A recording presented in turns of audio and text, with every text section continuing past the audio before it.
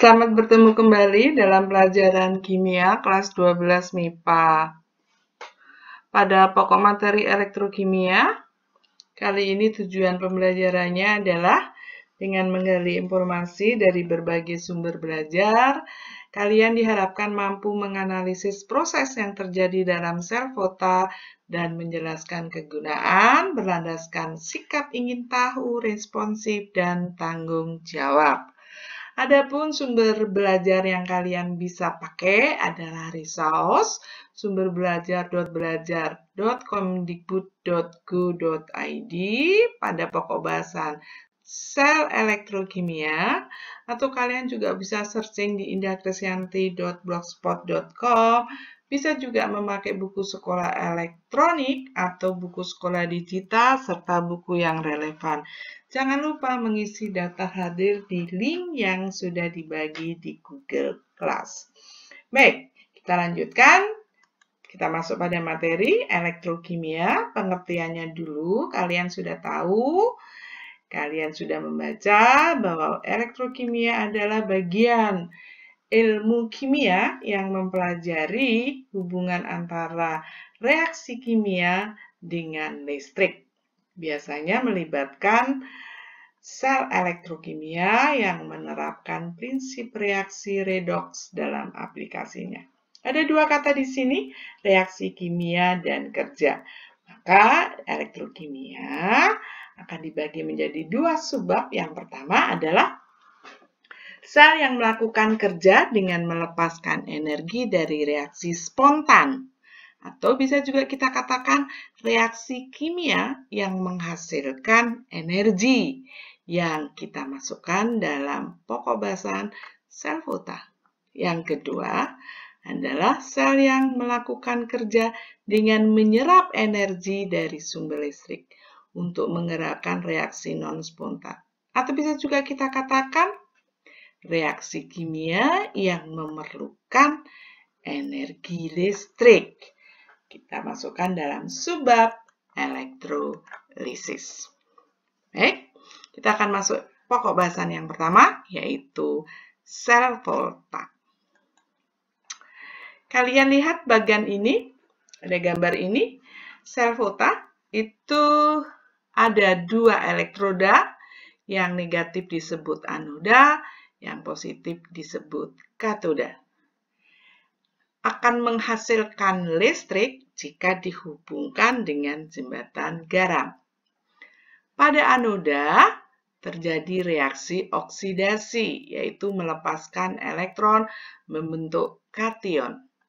Pada katoda, dia akan menangkap elektron yang dialirkan dari anoda, sehingga terbentuk reaksi reduksi. Kationnya akan mengendap di katoda. Total reaksi redoksnya, seng akan membentuk ion seng 12 reaksi oksidasi, dan ion Cu12 akan mengalami reaksi Cu. Karena di dalam satu langkah terjadi reaksi oksidasi dan reaksi reduksi, maka ini disebut reaksi redoks. Seng akan mengalami reaksi oksidasi, maka nama makin habis. Sedangkan di elektroda tembaga akan bertambah, karena ion Cu2+-nya akan mengendap di lapisan luar tembaga. Baik, untuk lebih jelasnya, kalian bisa melihat, memperhatikan animasi berikut ini. Perhatikan di sini adalah contoh dari bagan sel fota yang terdiri dari elektroda anoda seng yang merupakan kutub negatif dan elektroda tembaga sebagai katoda di kutub positif. Ketika dihubungkan dengan jembatan garam yang terbuat dari larutan agar-agar NaCl, maka akan terjadi reaksi oksidasi di anoda. Kita perhatikan, akan terjadi reaksi oksidasi di anoda, melepaskan elektron yang mengalir dari anoda ke katoda. Saat mengalami reaksi oksidasi membentuk Zn2+, ion Zn2+-nya akan berlebih dan akan dinetralkan oleh Cl-. Sedangkan elektron yang ditangkap oleh Cu2+ membentuk endapan tembaga di katoda, maka ion SO4-nya akan berlebih dibandingkan Cu2+ dan akan dinetralkan oleh ion Na+ dari jembatan garam. Dari penjelasan tadi, maka kita dapat mengatakan bahwa dalam sel fota terdapat prinsip-prinsip di antaranya. Yang pertama, di katoda terjadi reaksi reduksi, di anoda terjadi reaksi oksidasi.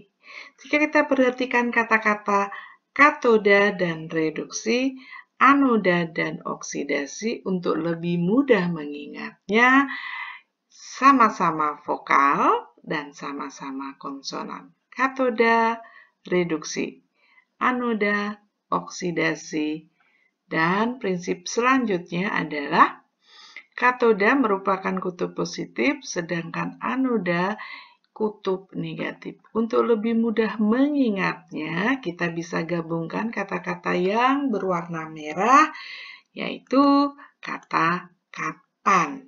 Di dalam sel fota, untuk memudahkan mengingat bahwa elektroda katoda itu kutub positif, sedangkan anoda kutub negatif.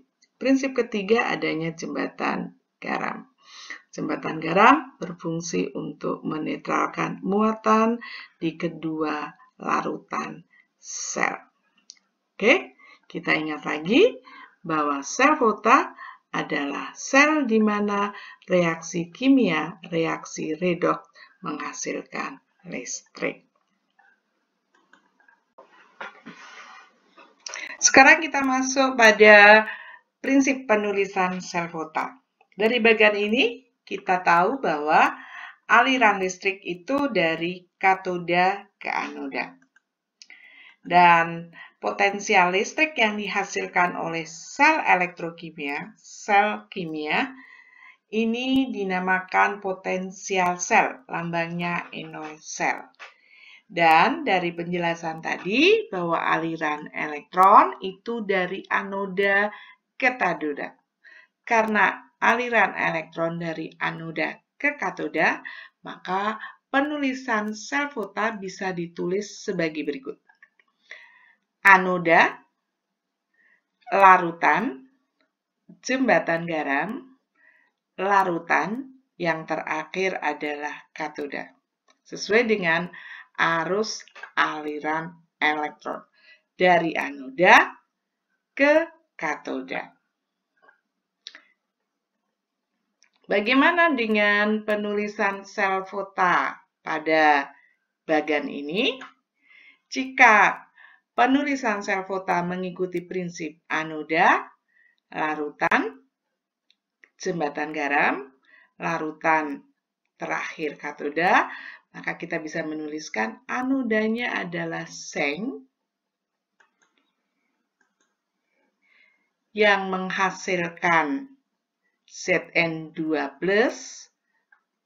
reaksi oksidasi, di tengahnya adalah jembatan garam, kemudian ion Cu2+ yang ada di larutan akan membentuk endapan Cu sebagai katoda. Nah, berapa besar listrik yang dihasilkan dari sel ini? Untuk menjawab pertanyaan tersebut, bagaimana cara kita menghitung potensial sel? Kita akan lanjutkan nanti di sel fota 1 part kedua. Terima kasih.